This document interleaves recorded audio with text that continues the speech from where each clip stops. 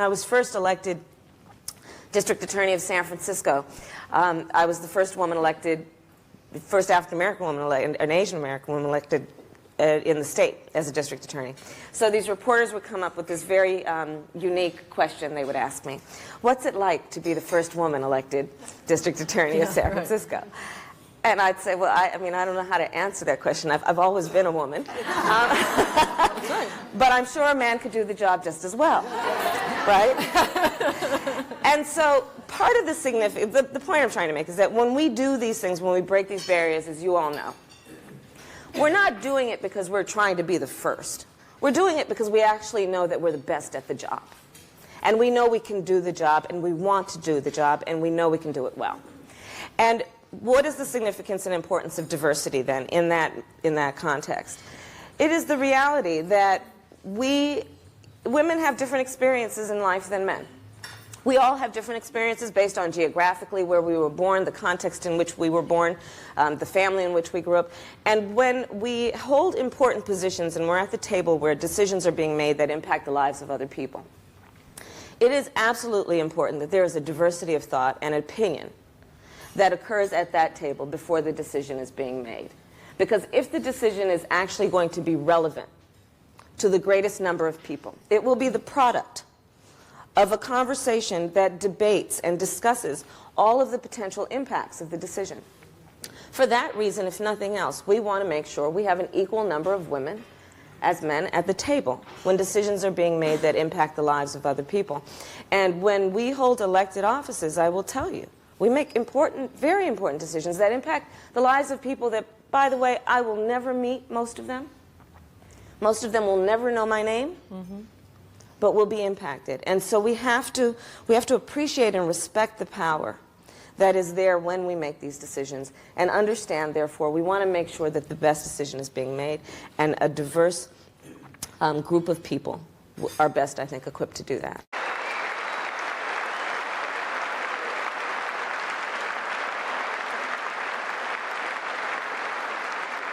Last year, our brave ICE officers arrested more than 120,000 criminal aliens charged with nearly 10,000 burglaries, 5,000 sexual assaults, 45,000 violent assaults, and 2,000 murders.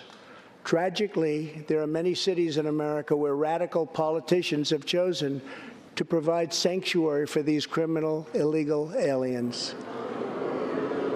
In sanctuary cities, local officials order police to release dangerous criminal aliens to prey upon the public instead of handing them over to ICE to be safely removed. Just 29 days ago, a criminal alien freed by the sanctuary city of New York was charged with the brutal rape and murder of a 92-year-old woman. The killer had been previously arrested for assault, but under New York sanctuary policies, he was set free. If the city had honored ICE's detainer request, his victim would still be alive today. The state of California passed an outrageous law declaring their whole state to be a sanctuary for criminal illegal immigrants, a very terrible sanctuary with catastrophic results. Here is just one tragic example. In December 2018, California police detained an illegal alien with 5 prior arrests, including convictions for robbery and assault. But as required by California's sanctuary law, local authorities released him. Days later, the criminal alien went on a gruesome spree of deadly violence. He viciously shot one man going about his daily work. He approached a woman sitting in her car and shot her in the arm and in the chest. He walked into a convenience store and wildly fired his weapon. He hijacked a truck and smashed into vehicles, critically injuring innocent victims. One of the victims is a terrible, terrible situation. Died, 51-year-old American named Rocky Jones. Rocky was at a gas station when this vile criminal fired 8 bullets at him from close range, murdering him in cold blood. Rocky left behind a devoted family, including his brothers, who loved him more than anything else in the world. One of his grieving brothers is here with us tonight. Jody, would you please stand? Jody, thank you.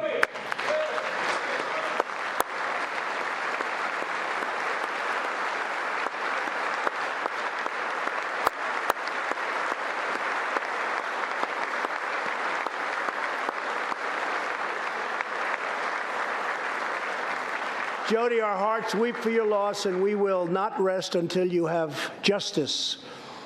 Senator Tom Tillis. This is a plea. I don't know how it's going to work out, but it is a plea. Do you know anybody who is female and is a ardent Republican? And if you do, do me a favour. Send them this clip and get them to leave a comment, because I don't understand how anybody who, never mind just being female, would go along with some of the stuff that J.D. Vance has come out with. He's come out against single women. Yeah? He's come out against women who work. Seriously.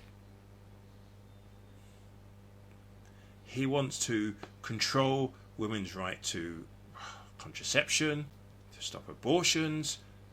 Just, there is a whole list of things that J.D. Vance, and this is not somebody else, this is what J.D. Vance, he's probably a misogynist, that's the best way of describing it, yet there are people who still feel that he is somebody that could be vice president, and potentially, if anything happens to the former guy, if that former guy wins, and then something happens, could take over.